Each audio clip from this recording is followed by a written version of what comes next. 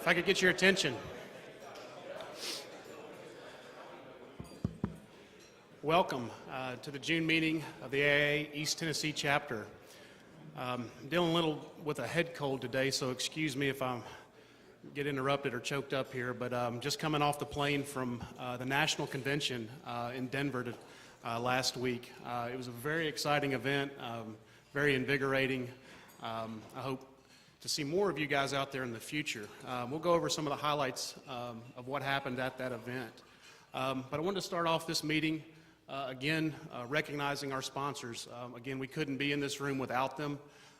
We got, I think, looks like 6 new sponsors last month, and I'd like to recognize those sponsors that are here today. Pella Southeast committed to a silver level sponsorship. We're very excited to have them back on board this season. They've actually committed to be the corporate sponsor for our design awards again. So again, we're very excited to have them as part of our group. Is Shannon in the room? Is she here? She was out checking name tags in. So Shannon Webb with Pella Southeast was here. When she comes in, I think she had a green shirt on. So please. Oh, there she is. Again, thank you very much, Shannon, for your participation. At the bronze level, we have CBI, or Contract Business Interiors. Very excited to have them as a bronze level partner this year. Fulgham McIndoe Associates. At the allied level, Energy Control Consultants, Patterson Pope, and ThyssenKrupp Elevators. So again, if anybody is from here from those groups, please stand up and let us recognize you at this moment.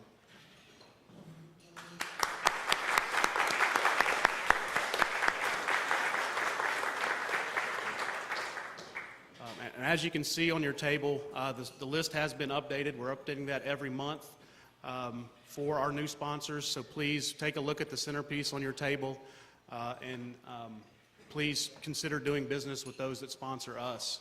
I want to give a special recognition to Safe and Sound. If you've noticed, with all of the new camera equipment and the guidance with the electronics and AV equipment and the projector, we couldn't have done it without them. So I'd like to give them a special recognition here in the room today. So give them one more round of applause for them.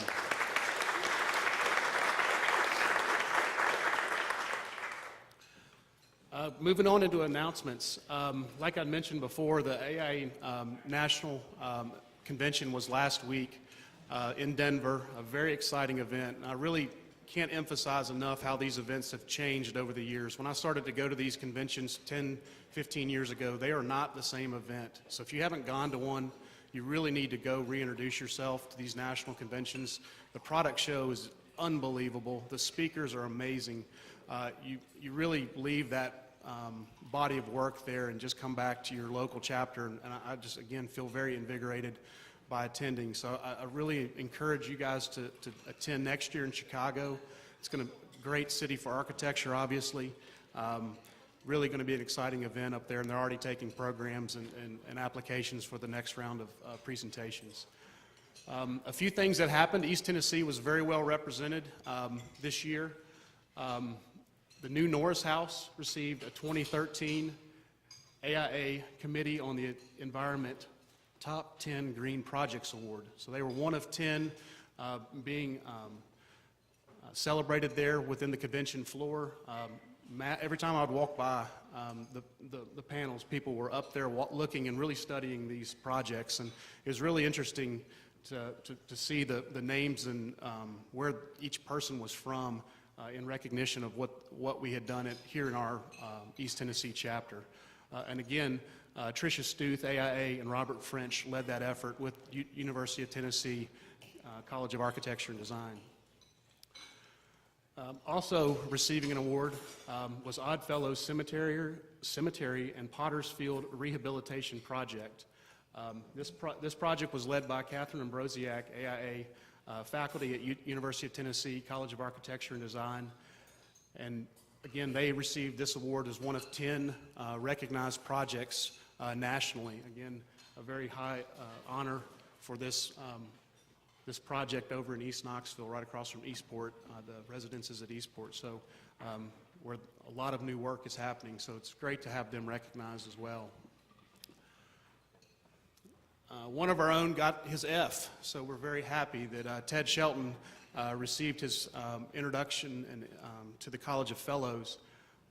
Ted went through the grueling process to apply for that election to the College of Fellows, and he received his medal and his F at this event. So again, I wish he was here today. He's still in Denver celebrating, I believe, and it's really a good honor. We had 7 out of the Gulf States region receive their fellowship. So we were 7 for 7 this year, and I think that's the only region to get a perfect score like that. So again, very happy with that.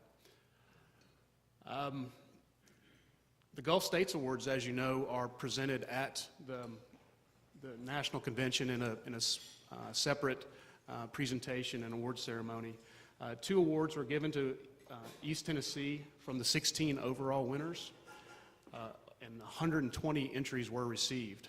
Now, I'm just the messenger here. I'm just stating facts. However, 2 awards were given to Sanders Pace Architecture for a project on West Jackson Avenue and Cape Russell Retreat. So good job, guys, whoever you are. Some of our current action items, just some updates. The AIA Repositioning Innovation Fund, it's something we mentioned before. We had one presentation to the board last month by Gene Burr on an education initiative, and we're working through that process with him and kind of reviewing the application. We're still taking applications. This is not just a one-time deal for our chapter. The deadline is coming up to July 10th, so please, if you have any ideas that you want to do within our region that can promote our chapter, please let us know, and we'll get that, assist you in any way to make that application. Again, there's $250,000 worth of available money that's going to go to local chapters, so let us know how you want to spend that. One of our other initiatives with our board is our reconnection with the Community Design Center.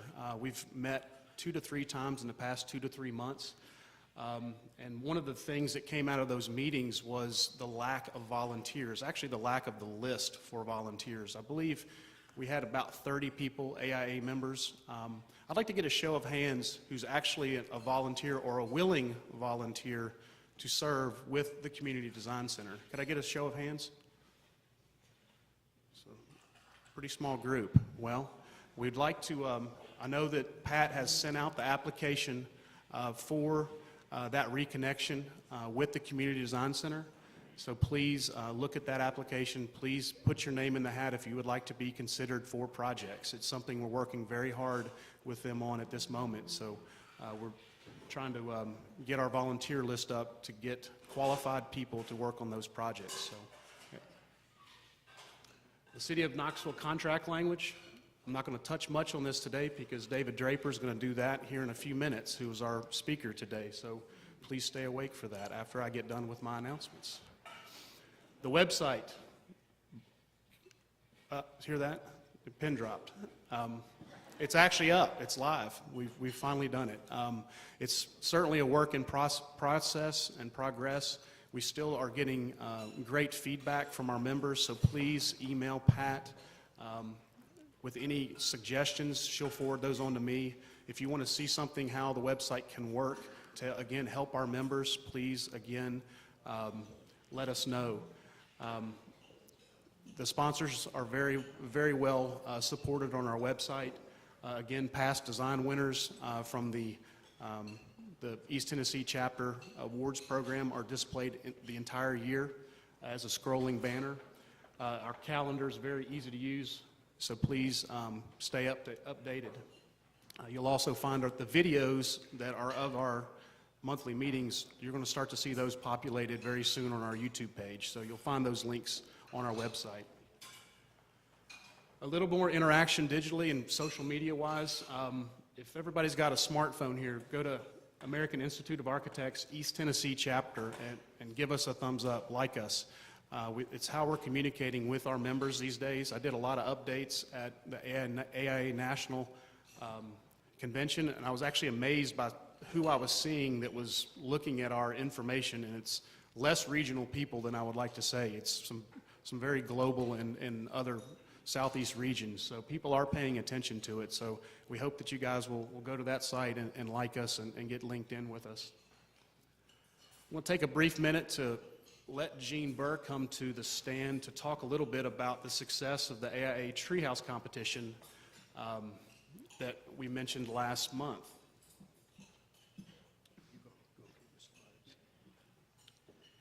Well, you all know, because you received the competition program, about the UT Gardens Treehouse competition. It attracted 6 entries. The jury met last Thursday to review these and were, needless to say, very impressed with the fact that these were 6 very individual, very creative solutions. I think that the composite of the 6 proposals provides a wonderful resource for UT Gardens in years to come as their children's garden develops. I wanted to mention who the jury is. The jury was composed of 6 individuals, 3 of whom are staff to the UT Gardens. Dr. Sue Hamilton, James Newbern, and Derek Stoll is their education coordinator. Representing the AI chapter and the chapter board was Robin McAdoo. Representing the College of Architecture and Design, Greg Spaw, who teaches architectural design, and Valerie Friedman, who teaches landscape design. We asked the dean to appoint a couple of members from the faculty to give us both the landscape discipline and architecture on the jury.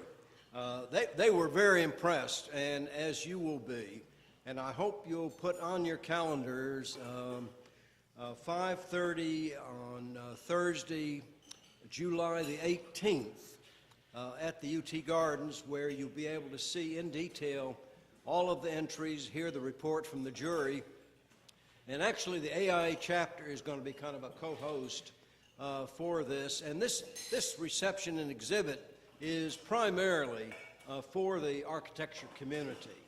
The general public is not being invited to this, just some of the patrons of the garden and the architecture community. So be sure and put that on your calendar and be there. I think you'll enjoy seeing a wonderful array of solutions for a very modest project, but it attracted a lot of talent. We appreciate the participation of those firms that participated. And that reception is free to AIA members, so please come, and that's part of our sponsorship, is to have a soft reception with some drinks and stuff to listen to the presentation and look at the exhibits and listen to the winners. I'm crossing my fingers this is going to happen. The convention registration begins tomorrow for the AIA Tennessee Convention. Again, that's August 14th through 16th. I've seen the list. We've shared it with you last month. It's a very exciting list of speakers. I cannot tell you and stress to you enough that you guys need to attend. The registration opens tomorrow for classes and tours, so please check in with aiatennessee.org. Also, the hotel registration is ongoing, and vendors, please understand registration is ongoing now. We hope that you'll support this convention. It is actually in support of us as well as a local chapter. There is revenue sharing this year from the convention. So the more vendors we have from our region, the more members we have from our region, that's money that comes back to the chapter to do more programming here locally. So again, registration begins tomorrow. Looking forward a little bit, the July membership meeting, I touched on it last week or last month. Brian Tibbs and B. Thompson from Moody Nolan will be with us. They're going to share their experience during the design and construction process for the convention center in Nashville. It's kind of a prelude to the convention at that facility, so we're very excited to have them. Hopefully we'll see a little behind the scenes aspect of how that building went together, and then when you do your tours of the building, you'll actually be able to see that work. while you're there. And upcoming for August, we've got Sheila Dial Barton, AIA with EOA Architects. She'll be sharing their work and how they do good design work in the Middle Tennessee region and surrounding region. That leads us to our keynote speaker today. David Draper is a Knoxville native and shareholder in the construction practice group of Lewis, King, Krieg, and Waldrop, PC. His law practice has involved representation of owners, design professionals, contractors, and subcontractors on projects across the state. In his practice, he has handled claims of alleged design error, negligent contract administration, project delay, differing site conditions, change order disputes, and payment claims. His practice also includes insurance coverage disputes and suits to declare coverage rights under insurance policies. He was recently inducted as a fellow of the Knoxville Bar Foundation and is a past recipient of the President's Award for service to the Knoxville Bar Association. He is also a founding member of the Tennessee Association of Construction Counsel. Please let's welcome David Draper.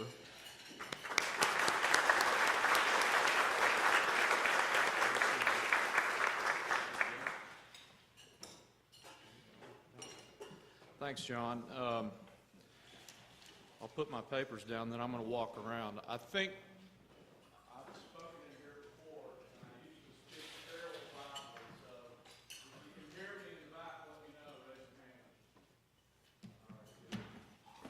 All right, good. This is already introduced the concept of being F. We talk about indemnity and not be F. Hey, David.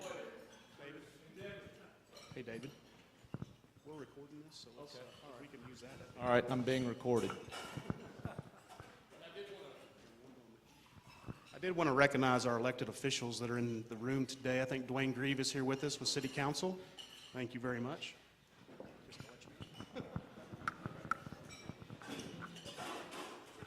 All right, thanks. I hope I've not spoken on the only topic of indemnity for an extended period before, so I hope I keep you awake and keep you invigorated. The concept of indemnification, legal indemnification, has become a more prevalent concern for design professionals and frankly for all participants in the construction industry, in part due to the fact that the weakened economy beginning in 07, 08, caused a lot of construction industry participants to desire more aggressive indemnity provisions in their contracts. Indemnity provisions in construction industry contracts have been around for a long, long time, but they used to be rather benign. I want to talk with you here this afternoon about just the entire concept of indemnification, how within the context of construction contracts the whole business of indemnification has become a little bit contorted, and some ways in which to push back and deal with contractual indemnity provisions. First of all, where does this duty to indemnify come from? Well, it comes from the fact that construction can be dangerous and injuries can occur and life safety issues can be presented. So there has always been an interest in construction contracts to address risk transfer. It's the nature of what you do. Over time, it was recognized that just common law principles of indemnification were not suitable and that express contract terms needed to be incorporated in the contracts. What is indemnity? You're agreeing contractually in the case of an express indemnification provision to assume the risk of another party, to protect them from the fallout of a claim. That's all it is. It's a simple legal concept, but it's evolved over time, and as I will discuss with you, it's become a little bit twisted in some circumstances. And I apologize, some of these excerpts, and this PowerPoint's available for anybody who wants a copy of it, I can send it to you. Some of these slides are a little wordy. but you have to get it all in there to get the whole gist of it. This is a 63 case that just conveys the general principle of indemnity. If you cause damage to someone else, and that someone else then incurs a loss with a third party, your faulty design causes a building to fall down, and the owner gets sued by people who are occupying the building, then the law implies a duty of indemnification. And for a long time, in many circumstances, it was merely by way of implied common law indemnification. That is, the case law of this state, the legal precedent created by cases in the state, became the foundation for indemnity claims between contractors and owners, or contractors and subcontractors, or designers and contractors. They can be express or implied, but at the root of indemnification, it's an equitable principle. It's what's fair. Classic scenario for an architect. You have a variety of subconsultants. The subconsultant makes an error. That error causes a claim. An indemnification obligation can be implied and imposed by the court against the subconsultant. That scenario can arise in many different circumstances on a construction project. Contractor to sub, supplier to sub, owner to designer. The owner can screw up with the information that they supply to you, or with some material they supply to the project. And again, if the downstream indemnitor is found to be liable, they can be found to have an obligation to indemnify upstream. Fault triggers the duty. This is a critical concept with indemnification. Again, it's an equitable principle, one that was first recognized by courts before it was ever put into written contract form. Fault doesn't necessarily have to be considered and imposed by way of your contract language. You may have contracts that you're a party to right now that require you to indemnify the indemnity, your client, without any consideration of whether you're at fault. And I'm going to talk with you about a California case where a designer was required to pay 6 figures of attorney fees and defense costs on a case or on a project where they did nothing wrong, except they agreed to indemnify for those costs. Basic rule in Tennessee: you don't get your attorney fees unless your contract says you get them, or unless there's a statute that imposes that obligation. The reason I'm jumping into attorney fees is because within many indemnification provisions, including one we're going to look at in particular that will be of interest to you, there's a requirement that you pay defense costs. In Tennessee, we follow what's called the American rule. You don't get your attorney fees unless they're in your contract or in a statute. With that backdrop, an exception to it is in an indemnification claim. If another party gets sued because of something you did wrong, their costs of defending themselves are a part of the indemnity claim that they will have against you as the indemnitor, whether it's express or implied in your contract. But in implied indemnity, your fault has to be determined. The fact that you were negligent, that you breached the standard of care, has to be determined.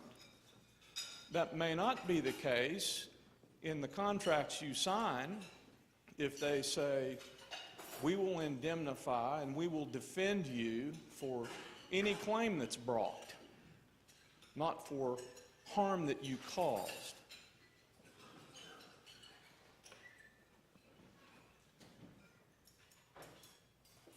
Simple concept, case down in Chattanooga, recent case. This was an implied indemnity claim. There was no statement in the contract about defense costs and attorney fees, but the court found that that was within the scope of recoverable indemnity in the claim. Resulting from fault. When you read your indemnity provisions in your contracts, and we're talking about looking upstream and downstream, you're looking for fault language.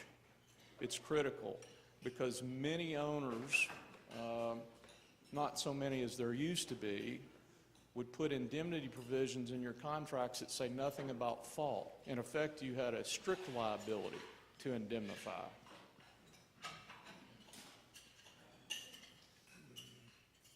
That's just a general principle statement of the equitable concept of indemnification, again, in another recent case in Tennessee.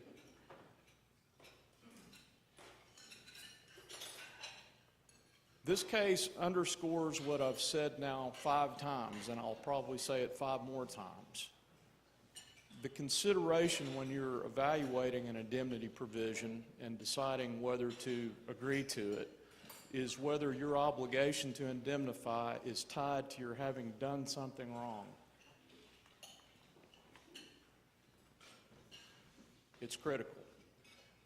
The city provision that we're going to talk about, we think now probably does that. Before we were able to get some language changed, it clearly didn't tie the indemnification duty to fault. Now, this is kind of an eye-opener. You may be forced to pay for attorney fees for your indemnity's successful defense of a claim, just for the claim. Okay? Again, depending on the language of your indemnity provision. This case kind of set the standard in Tennessee, and it gets often cited in Tennessee.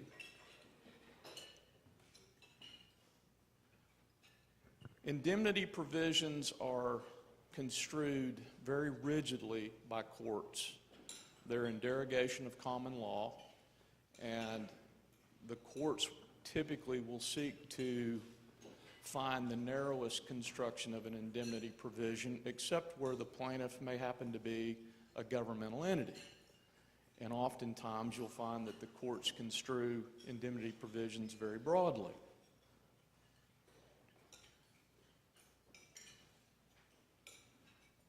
Again, if I haven't made it clear already, you're transferring risk by way of an express contract provision.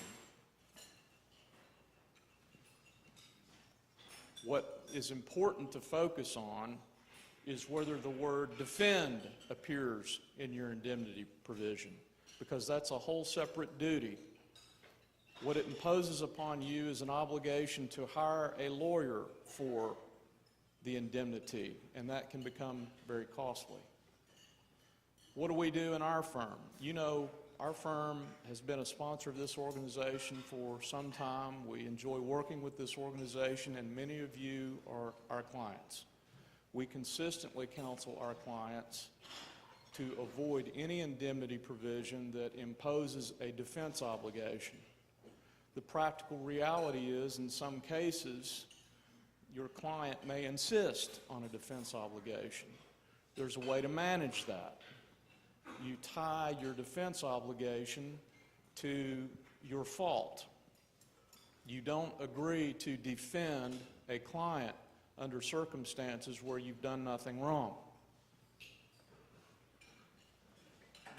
This is language from a typical insurance professional liability policy.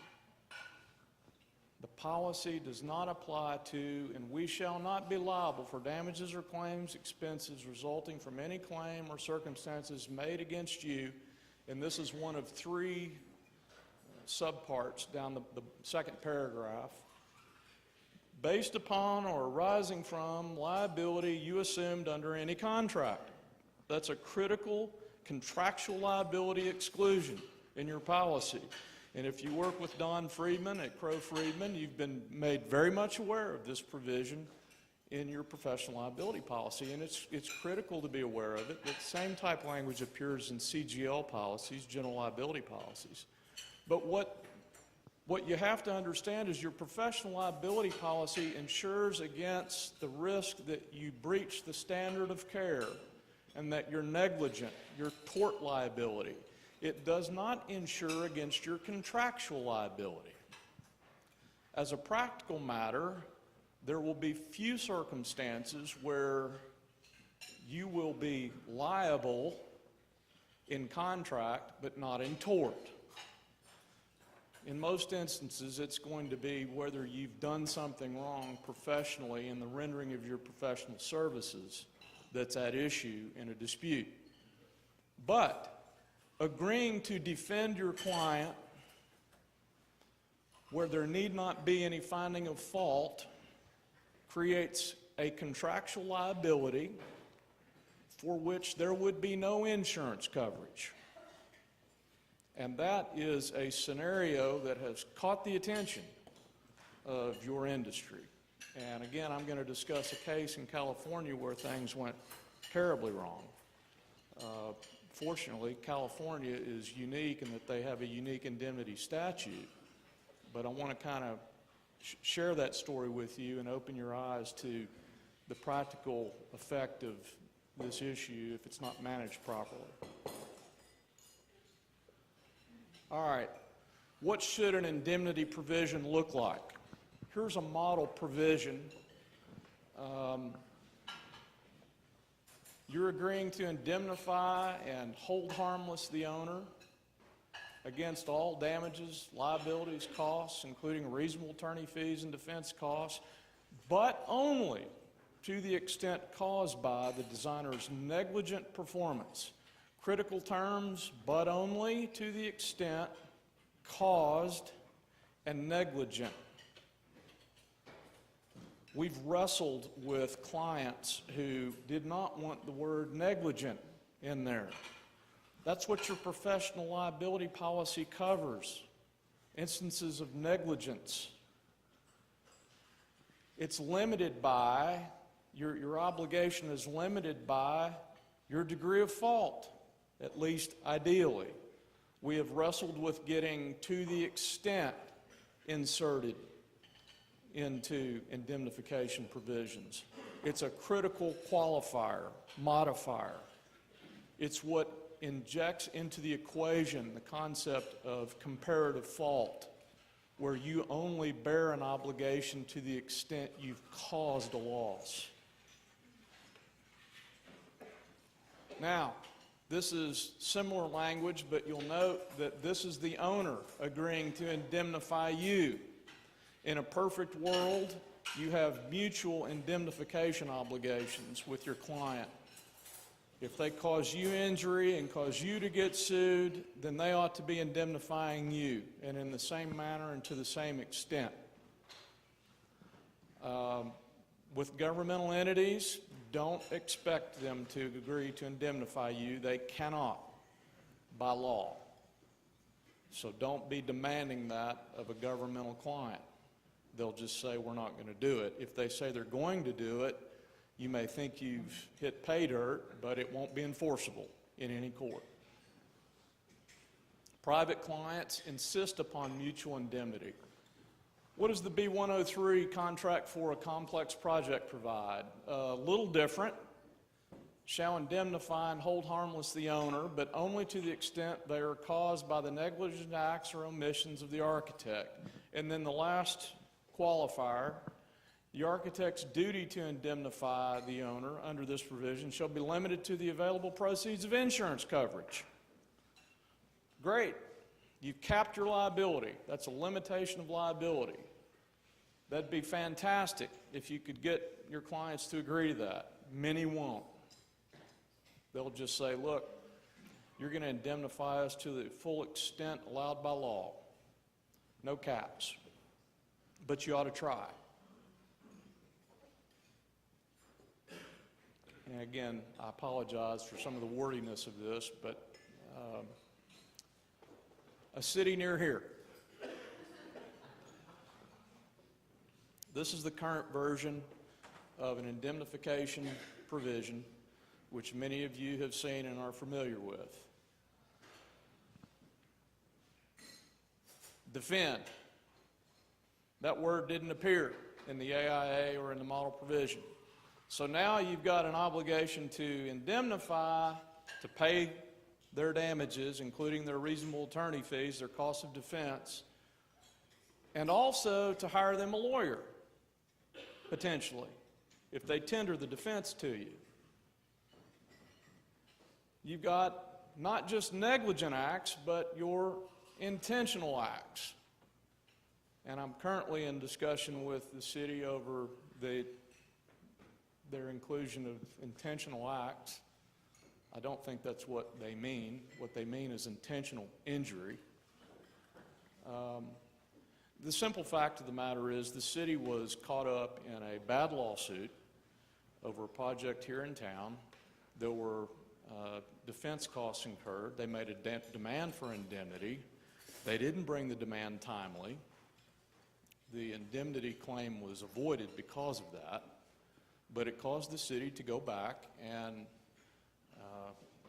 marshal up a very onerous indemnity provision. It was much worse than this before we started engaging in discussions with them. And the effort to bring the indemnity provision back onto a more level playing field is ongoing. The city wants to be relieved of defense costs for a claim where they get sued, and it's because of some design allegation. But you'll see that there's nothing that they have included in this provision: claim processing, investigation. So it's not just defense costs, reasonable attorney fees. Also, to the extent, not but only to the extent arising out of, relating to, or resulting from. That starts to get a little ambiguous. Could a judge find that your design work somehow, the claim related to your design work? Not that the injury was caused by your design work? So there's a lot of significance to the precise wording that goes into these provisions. And as I say, the effort to bring it back to a level playing field is ongoing.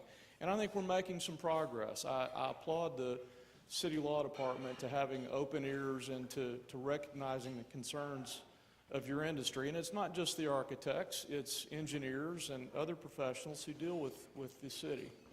This is a continuation of the same provision.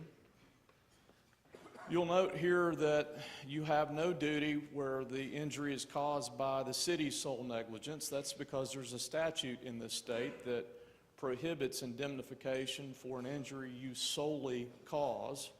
But note this: insurance. It's no cap. Doesn't matter what your limits of insurance are. Your indemnity obligation is for the full amount of the indemnified claim.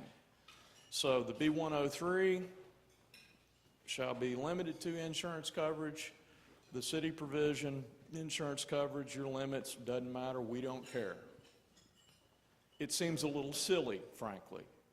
We've encouraged the city to consider what are called OSIPs and CSIPs, which are project-specific insurance programs.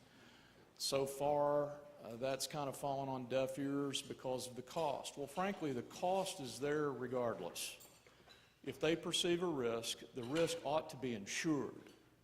It ought not to be a risk for which designers run bare. Here's the defense provision. Consultant shall assume and take over defense of the city in any such claim, demand, or suit, or cause of action involving indemnified claim upon written notice. Now, I would argue, going back, that the duty to defend, if you got a letter from the city saying, all right, we've been sued, we've all been sued, all the architects, the generals, the subs, some suppliers, everybody's sued, big messy project. The duty to defend does not arise until the extent of your contribution to that loss is figured out, determined. if any at all. I suspect the city would say that, no, you've got to defend now. I don't think they would win in that argument, and I think it's only fair that they would not. But what the city has done, and what many clients will do, has foist a provision out there that makes very plain that defense costs are going to be recoverable. You won't consent to the entry of any judgment while you're defending them without their involvement. And they can have their own lawyer at their own cost if they choose. In the big mess that caused this provision to surface, the city went out and hired its own environmental lawyer, even though the design team already had an environmental lawyer on board, even though the defense of the design-based claims relating to environmental issues was already occurring. It was an unnecessary redundancy, but they made a demand for indemnity to be repaid those legal costs. And this is the final two portions of this provision. Again, the pivotal language, to the extent arising out of or relating to. Look how bad it used to be. Alleged to have arisen from any act or omission. We don't have to prove anything. We just have to allege it. And that caused people like Don Freeman to turn cartwheels because he knew he had a lot of clients who were running completely uninsured in that scenario. The last bullet point, I mentioned the intentional acts provision in there. It's important to understand that no insurance policy will insure against acts for which an injury is intended. That violates public policy. If you could insure against that, then all criminals would go out and get a professional liability policy and get insurance for their crimes. Does that cause some heartburn? The fact that intentional is still in there? Again, I'm trying to work to move that language into a different direction where what they really mean, I think, is intentional injury, not intentional acts. Everything you do is intentional, isn't it? Just about. It's volitional. The idea that you have an indemnity obligation for intentional acts is, I think, not what they mean. My view of it from a lawyer's standpoint, if you're worried about your indemnity liability because of a rogue employee who's going to cause injury to a client on purpose, you've got bigger problems. You don't need to be worried about your indemnity provision. But just know that you're not going to get ever any insurance coverage for intentional acts where an injury is intended.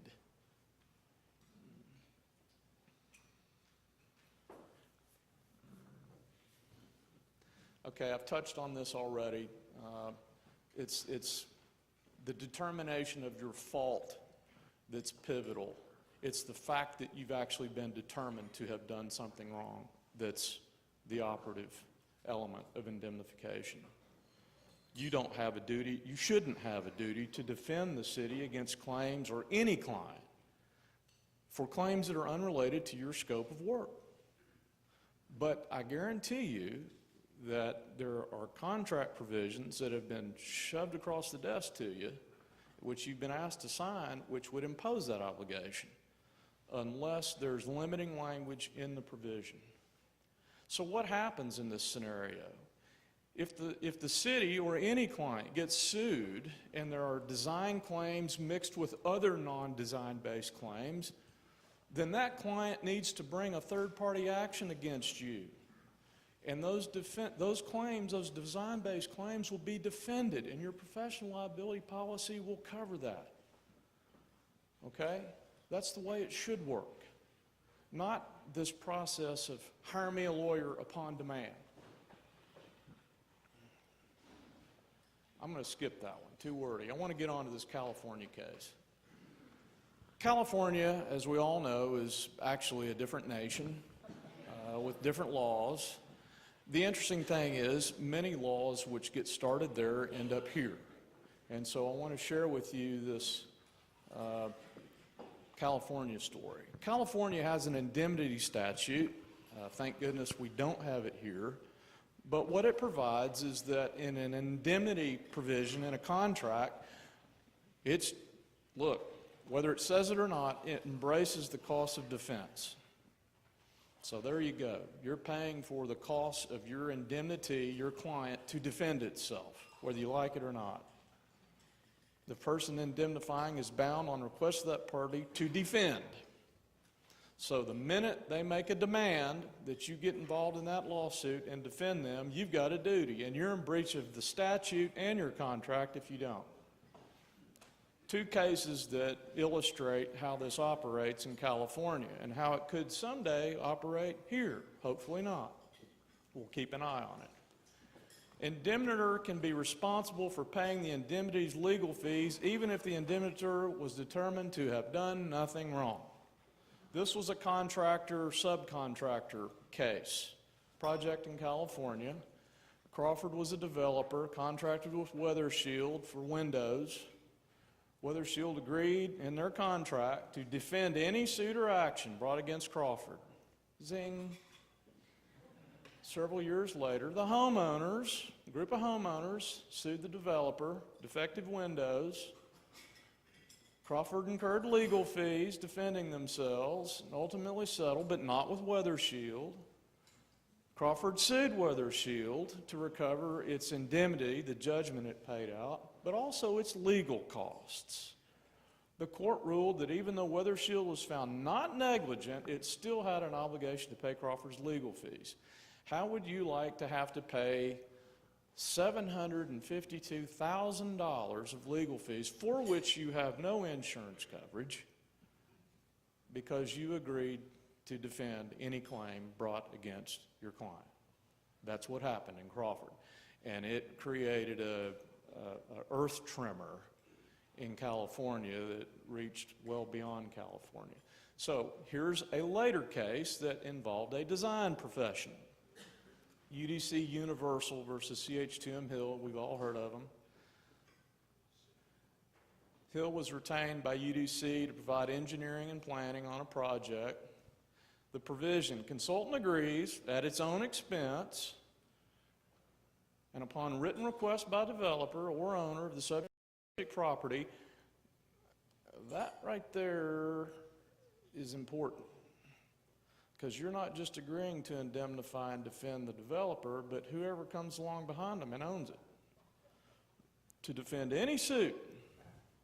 Doesn't say indemnify to the extent of what you've caused, it just says defend any suit. What'd the jury say? Finding of no negligence and no breach of contract. Therefore, Hill, you don't have a duty to indemnify. But wait, the judge knows better. The court ruled that regardless of the jury of finding of no negligence and no breach of contract, Hill still had a duty to defend UDC and pay UDC's defense costs.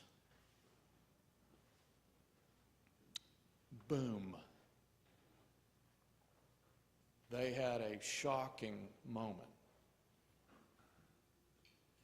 All right, to close up, it's not just your obligation to indemnify, it's what's going on beneath you and who is indemnifying who that's important to you. If you're hit with an indemnity provision, you want to make sure that anybody else that's beneath you is agreeing to do the same. Now, Don and I talked about this before the presentation. That causes a little consternation in his world because it might just be another one of the folks he works with that has to eat that indemnity obligation. The bottom line is you got to have your eyes open. You got to have your provision out there in the open, and you need to negotiate the most favorable indemnification term that you can come up with using some of these principles. Send it to your lawyer, send it to your insurance agent, find out what the concerns are. Don't assume you have insurance for that potential obligation. Make sure that the indemnities that flow between the contractor, the sub, the contractor, the owner, your subconsultants are consistent and complementary, and that nobody's biting off a bigger bite of the apple than you are. and that you're taking the smallest bite possible. In the span of my 20-year construction law career, fights over indemnification have become much more magnified and much more the focus of construction disputes. One little lesson here, I pointed out that section about the subsequent owners inheriting that right of indemnification. That's exactly what happened in this case. Kerr McGee built the plant, hired Parsons to design, build it. Worker got killed at the plant and sued Kerr McGee. Kerr McGee had sold the plant to Searles.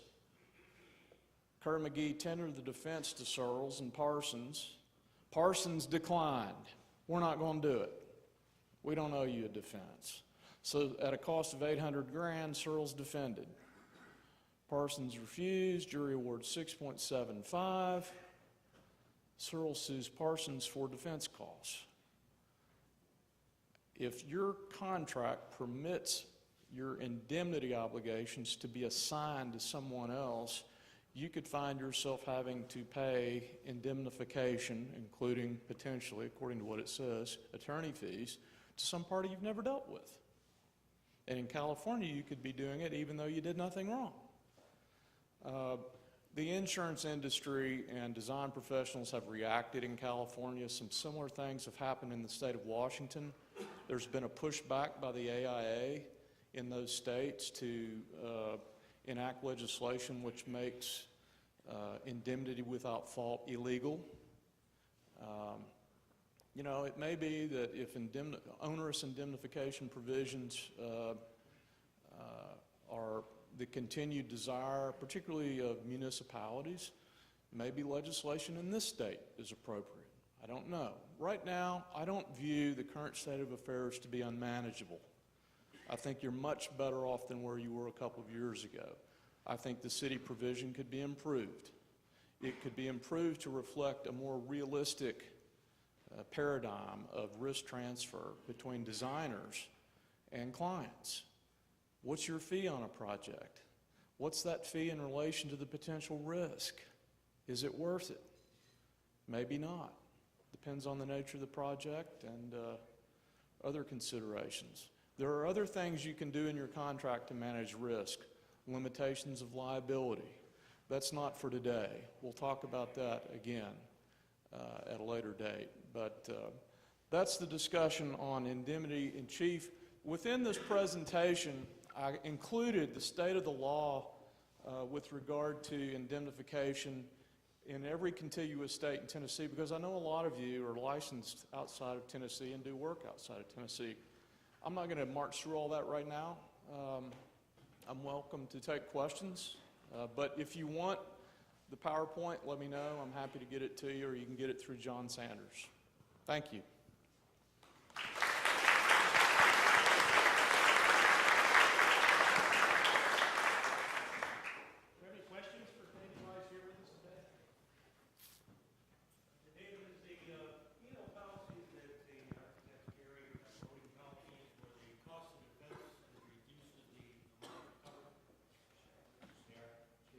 They do, cannibalizing. You know, you can buy other types of coverage, but that's a typical feature of most AD policies. Perhaps one incentive to settle early.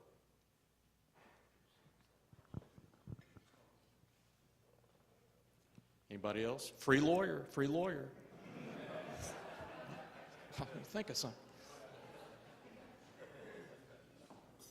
All right, well, listen, I know this was a riveting topic, so look at your contracts carefully. Don't roll over on indemnity. Pay attention. Send them to your agent, send them to your lawyer. Inform yourself about indemnification and understand all of the other risk management tools, particularly that your insurer is happy to put in front of you to help you manage these issues. Thanks. Thank you, guys. That concludes our presentation. We'll see you guys here next month. Again, back on the Design Series lectures. We really appreciate David coming in and talking to that topic that, again, we've been now dealing with, seems like for over a year. So really appreciate David coming in and his effort with the AIA against, in our efforts trying to make it a little more fair to do business here in the city and county and state. So again, back on the Design Series lectures next month, so hope to see you back here in 1 month. Thank you.